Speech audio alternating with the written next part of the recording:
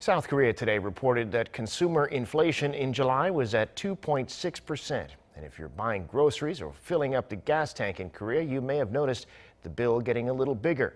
Inflation's been especially noticeable when it comes to food, and it has been in other countries too, in part because of poor weather hitting supplies. Kim Sung-min reports. If you feel like you're having to pay a little more for almost everything these days, from groceries to gas, well, you're right on that. For example, if I bought this packet of ramyeon for 60 cents, then from 2 weeks' time, it'll cost me 64 cents.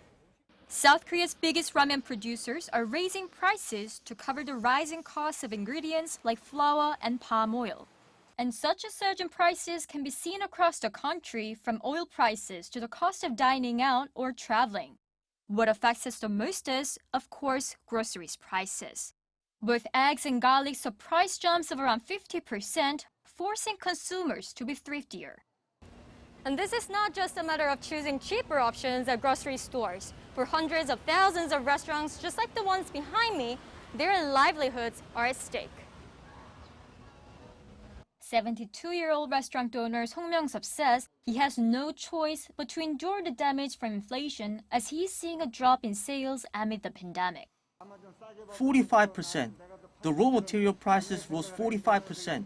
It's now a little bit lower than winter, but it's still expensive. But I cannot raise the price of the dishes. So restaurant owners like us are bound to take the heat. It'll take some time for the flare-up in food commodities to cool down, since the inflation is currently a global trend. The monthly food price index compiled by the Food and Agriculture Organization of the United Nations has surged over the past year, with May showing the biggest on-year jump in a decade. This is due to poor weather across the world, like cold waves and droughts in the US, Brazil, and Argentina. Although global food price inflation has passed the peak, it'll take a few months for the decline to be felt by consumers. Based on these factors, the International Monetary Fund expects global food prices to rise by 3.2% over the course of this year. Kim Sung-min, Arirang News.